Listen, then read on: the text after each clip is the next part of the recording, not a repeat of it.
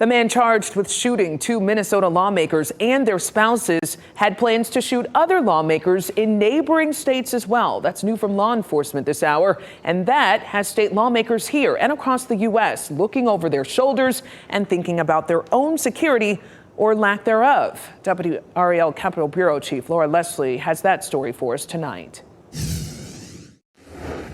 Just a few years ago, state lawmakers installed security checkpoints in the legislative building, so at least on this side, they have some protection. But once they get through the gates, most of them are on their own. The state lawmakers targeted in the Minnesota attacks had no security detail. That's true for most state lawmakers around the country, including here in North Carolina. Only the House and Senate leaders have police details.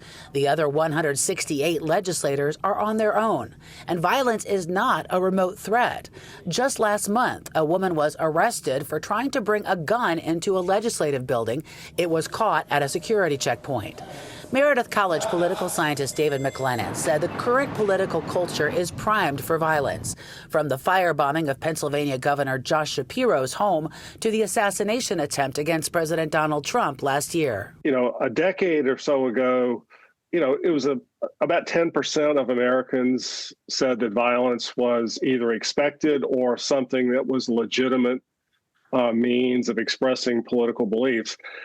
The last time I polled it, it was over 30%. McLennan blames that change on increasingly violent and dehumanizing rhetoric, something he says leaders in both parties should be actively working to combat. In the meantime, he says added security might be something for lawmakers to consider. Members of Congress now routinely have security.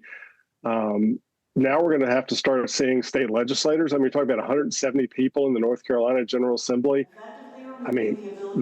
That's an expensive proposition for a part-time employee, which is what the legislators are. Laura Leslie, WRAL News, Raleigh.